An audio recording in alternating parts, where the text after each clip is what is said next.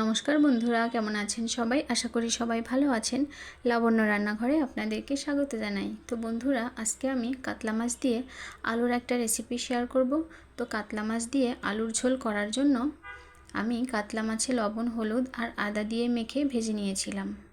মাছ ভাজাটা আপনাদের সঙ্গে শেয়ার করা হয়নি। এদিকে আমি আলু কেটে নিয়েছি, কেটে ধুয়ে নিয়েছি, এরকম একটু লম্বা লম্বা করে কেটেছি। তো মাছ ভাজা তেলের মধ্যে আমি আলুগুলো ভেজে নেব।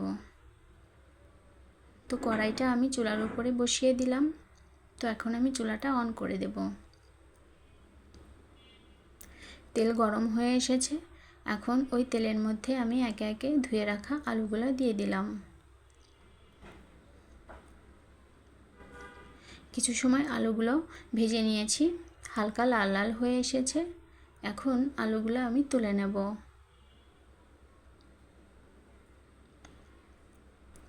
আলুগুলো তুলে নিয়ে আমি আরও একটু তেল দিয়েছি।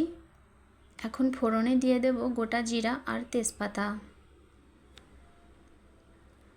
এবারে দিয়ে দেব 1 চা চামচ পরিমাণ আদা বাটা।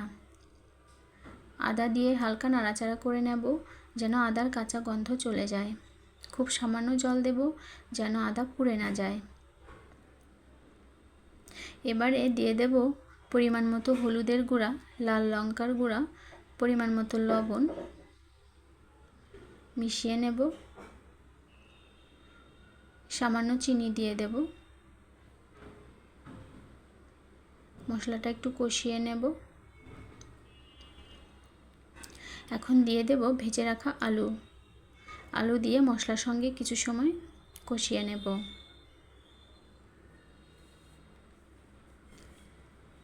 দিয়ে দেব কাঁচা লঙ্কা চেরা। ঝোলের জন্য পরিমাণ মতো গরম জল দিয়ে দেব। চুলার আঁচটা এই পর্যায়ে বাড়িয়ে দেব।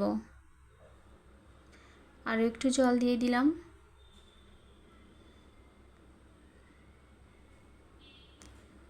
চুলার আঁচ বাড়িয়ে দিয়ে কিছু সময় জাল করে নেব। এভাবে জ্যান্ত কাতলা মাছ দিয়ে আলুর ঝোল করলে গরম ভাতের সঙ্গে খেতে কিন্তু খুবই ভালো লাগে।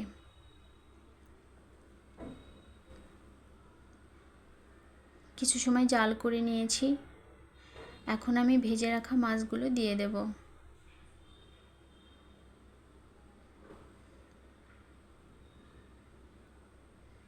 তো মাছগুলো দিয়ে একটু হালকা নাড়াচাড়া করে ঢাকা দিয়ে দেব।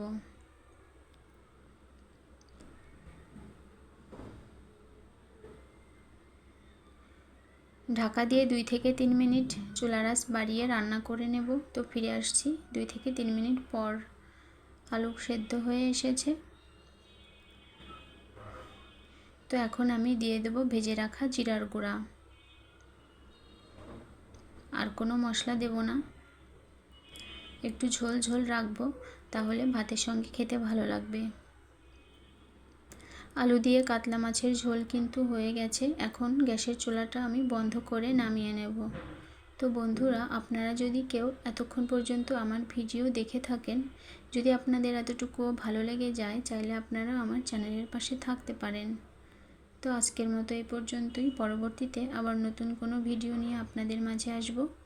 সবাই ভালো থাকবেন, সুস্থ থাকবেন। ধন্যবাদ সবাইকে।